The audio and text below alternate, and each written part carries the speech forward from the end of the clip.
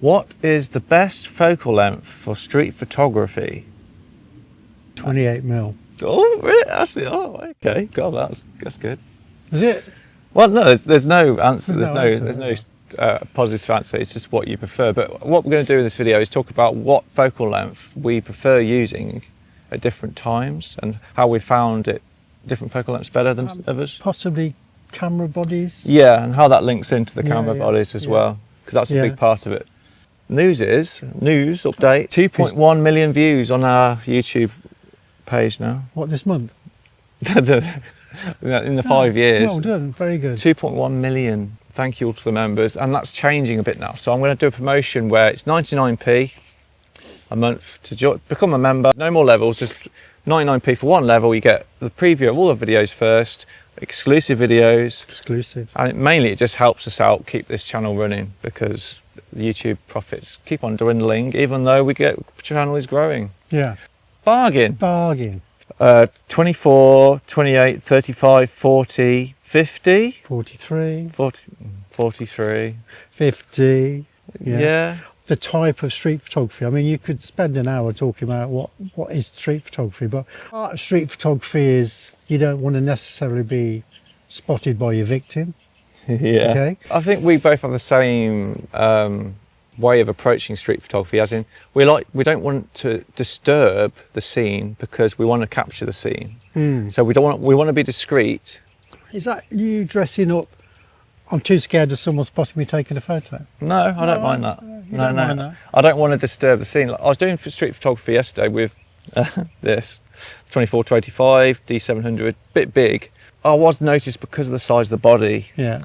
But if I was a bit further away, and I was shooting from like the hip here, they didn't really notice me. It's when I drew my camera to my face, that's when I was noticed. So yeah, that's why I was saying really there's different types of street photography, I suppose, and different ways of doing it. Yeah. And if I'm away somewhere on holiday or whatever, I'm effectively doing a mixture really of travel and street. Yeah.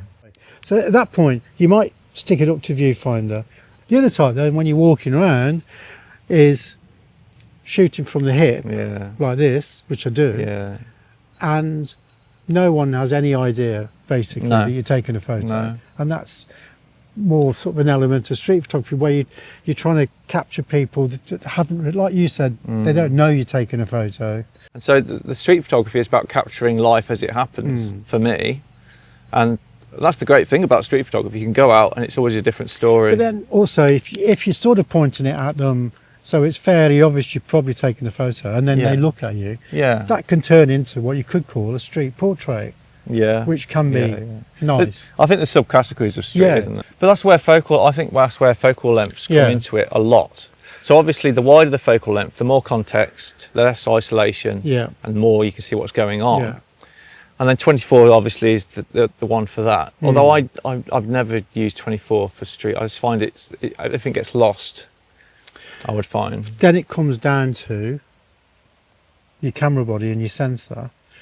I like using 28mm, but with pretty much a 60 megapixel sensor. Yeah. Because yes, you've got, if you're shooting from the hip, you've got more chance of capturing what it is you're vaguely aiming at, because you've got a wide, but also if you're taking a much wider shot, when you've got the great sensor, stating the obvious, you can crop in loads and choose exactly what you wanted out of that photo. So it's not then so much obviously a wide angle shot where everything's lost. You've identified the bit and pulled it out of it, and sometimes you make more than one photo out out of the same frame or the same file. And that's why with the D700 it's 12 megapixel, and that's why I like at the moment using this 24 to 85 lens. Yeah, because then you can zoom in while you're there. Yeah, exactly. Yeah.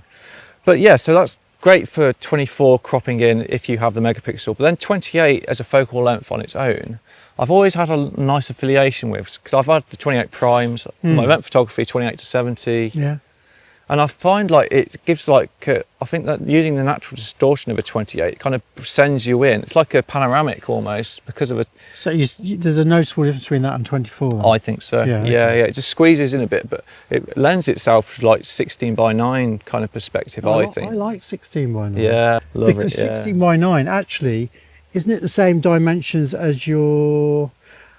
I think your phone, if you've got it in landscape, is pretty much 16:9. 16:9 portrait is like an Instagram story Yeah. size. Yeah. Your laptop screen might be sort of 16:9. One of my favourite photos on the street I took 12 years ago in Corsica of this girl standing in the shop doorway, and that was with an Olympus EPL7, I think, which I've still got 12 to 35mm, because with Micro Four Thirds you double the numbers. Right. Cheap gear compared to what we got, and that's Yeah. like one of my favourite photos on the street. I think wider is easier to capture things going on. Yeah. Because as you get a longer focal length, it's harder to have spur of the moment things. Yeah. And you want to be more discreet. It's Well, harder yeah, to I mean, capture. You struggle then to shoot from the hip with say Yeah. 43, 45, Well, 50. which brings on to 35 is the next one. It's my favourite, 35. I think it shows context, but also isolation. yeah. So that's what I like to do with street, is show context, but also you've got to separate what's going on a bit as well. It doesn't have to be a 1.8. I mean, even 35, just any Yeah, aperture yeah. at 35. I like that look. Yeah. I think it gets everything in. Because of 40, now we both use 40. I had the Nikon 40 around London, and I would say for half the time it was fine. The other half, things were happening a bit closer, and I was trying to get the And you missed composition. it, I yeah, missed a you're too lot. late, yeah. And I've got the Sony 40 f2.5 now, and again, most of the time it's okay, but I just wish it was just that bit wider. I mean, 43, which Leica brought out with the Q3, Yeah. it's a bit of an odd Really odd. number, Yeah. but apparently they said, I don't know, it's just marketing, but it's the nearest to what your Human eye eye. is a 43mm lens basically. So it should give you pretty much exactly Yeah. the same sort of Perspective. perspective as what you see. That was their excuse for, because otherwise 43, Yeah. where'd you get that from? I think 40 is the modern trend of Yeah, street yeah. focal length, isn't Yeah. it? I have actually used 50 a few times, just lens tests. I think I used the 51.4 on this. And I really enjoyed it because I could get that isolation, that dreamy kind of look, which isn't necessarily associated with street photography. But I like the kind of the perspective and isolation you can do with it. Yeah. And that's good, leads on to like 70, 85 or anything That longer. also leads on to discussing what's the best aperture for street. Yeah, it's Because you're Mr. yeah. Bloody wide open possible. Not for street though. Yeah, exactly. So Yeah. that's when you were saying 51.4. Yeah. Because, I mean, the Leicas, for instance, are better at autofocus now, much better with the latest firmware. yeah. Before that, they weren't very good. Mm. So the only way that you could shoot really from the hip was to do this zone focusing. Everything after a few meters. So everything from, sort of, a couple of meters away is in focus. So, Yeah. and then 500th of a second and let the ISO go to wherever it needs to. Yeah. Street photography is about context. So anything, I'm happy to shoot f4. Yeah. Street, it's like the same as for travel. I'm happy shooting f4 for street and travel. Yeah. Get things in context. Or you could, I suppose, you don't have to choose one particular focal length. If you have a small zoom like this, I mean, this is Yeah. 24 to 85. Yeah. They're relatively small. Yeah, you've got a choice. Back. then. I know Sony do a 24 to 50 Yeah. f2.8. So if you've got smaller lenses like that anyway, then you can pretty much choose. It's a bit ironic going on here because I used to take the mick out of you, say Mr. Prime. Now you're I've evolved. Your 2870 f2 Sony lens. Yeah. You've now got that on your f mount, and I'm the one that's wandering around with two flipping Prime lenses. I have got the 40 I though. can't remember the last time we used a zoom lens. We've Right. we've Switched. swapped without Yeah. even realising it. It's about ruining the scene. Yeah. If you're walking into a situation, even a big square or even a tighter situation especially, you're going to be ruining your photography by having a bigger camera. I always try and I don't want anybody to think, oh, there's a photographer there taking a photo.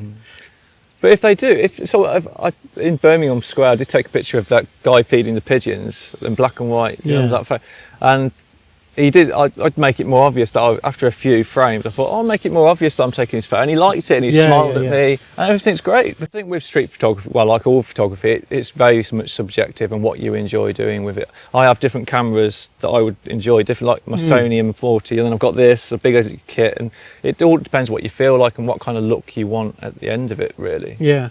So yeah, in conclusion, it's very subjective of what you want to do. Mine's 35, yours is 28. Yeah. And basically, I think it's one of the most approachable areas of photography anyone could just do and get in and have fun with it. Yeah. But what are your favourite focal lengths? Do you like using even longer focal lengths if you can? It's like one of those things we all strive to be better, because you see what some people put up are amazing, but then they're probably spending 6 hours out on the street and 15 minutes in each spot waiting for something to happen, and I can't do that, so I just snatch.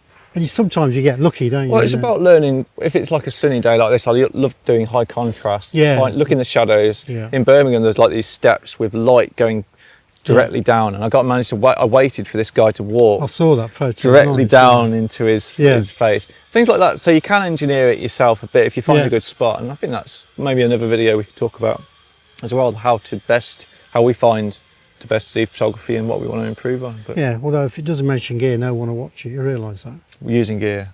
Okay, which gear to use, which situations. It's all about the gear. Okay, right. Thanks for watching, and remember the membership deal on at the moment, 99p, and subscribe as well. Cause I'm going to join up now. Now you've made it. Me too. 99p. Me too. I'll get these videos first. Okay. Okay. See you next time. See you next time.